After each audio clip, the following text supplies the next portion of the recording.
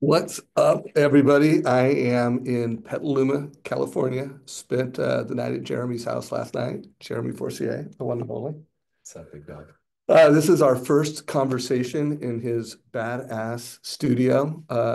You can see in the background, I'm actually going to move the camera so you can see it a little better. But if you look above us, it's got Jeremy's value. Oh, stop. All right, here we go. Great people. I wish I could control this a little better. There we go. Good people deserve great advice. There you go.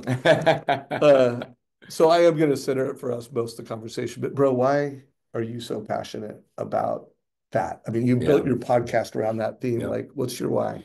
My why around that is it's twofold, but here's the origin. The origin is that I was given a ton of bad advice early on in my career and in my as a young adult and in my finances, and it had such a negative impact on me. Ended up being positive because I figured out how to deal with it. But I don't ever want people to get into that same situation that I got into within home ownership, saving, taxes, you name it, like all the things. So that was really the origin and the primary driver.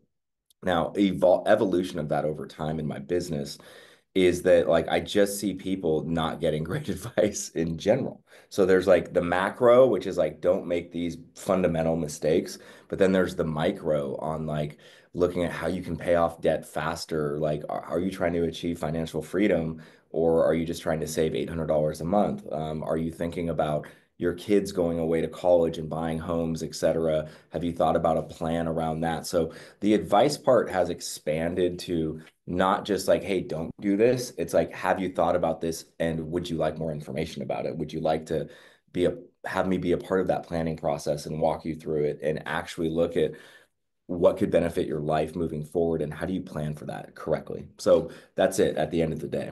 So a really powerful value proposition, and that value proposition has powered Jeremy's professional life. Yep. What kind of production are you doing right now? Like on a personal team and on a Personal region? team right now, we're doing good. We have like a $35 million pipeline. So, good. Currently, Think you'll do over 100 I'll million this close year? well over $100 million this year. 120?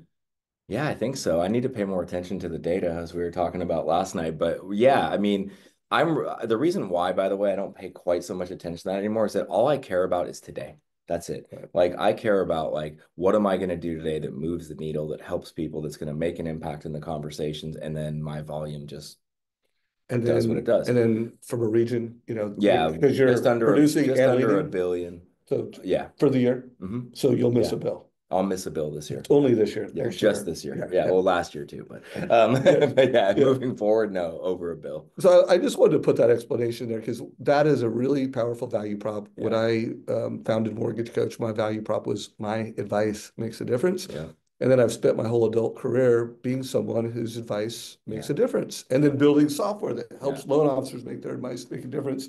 So let's pivot to your advice. Like right now, yeah, you and I are going to be interviewing Shayla Gifford in yeah, I don't know, less than an hour, yeah, half an hour. yeah.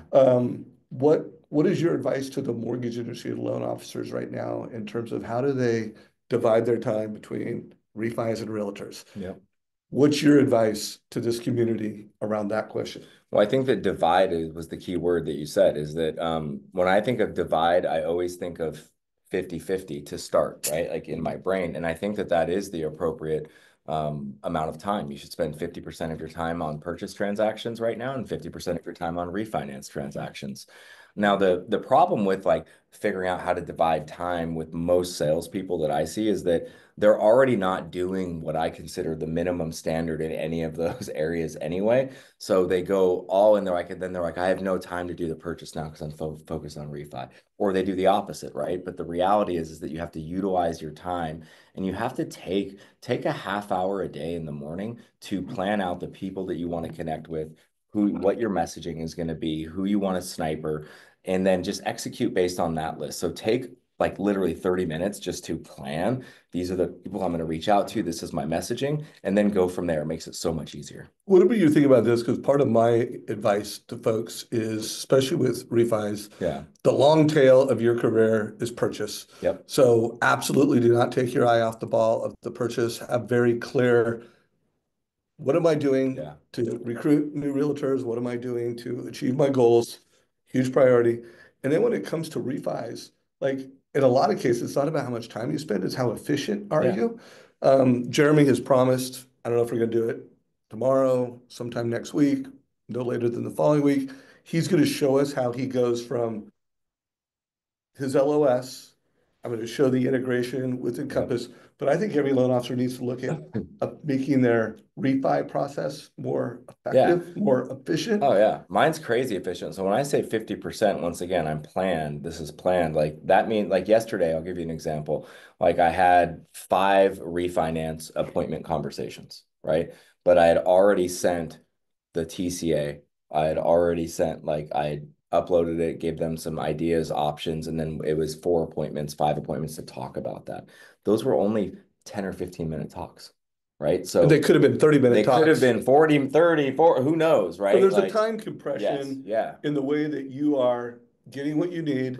You're sending information ahead of time. Yeah. So you're compressing time I'm compressing time. and you're probably improving conversion. Yeah, my conversion's through the roof on them. I mean, So 70% so far on people that I've reached out to for a refinance have said, yes, we'll follow that how protocol. much total time do you think you're spending to convert your typical refi? Like front end sales is 15 minutes, 20, 30? Yeah, 15 is safe. So that would be something, if you're listening to this, I want all you mortgage professionals start be thinking about how much time, because huge opportunity with purchase as rates come down and to gain market share with realtors. There's gonna be less loan officers calling on realtors. Yeah.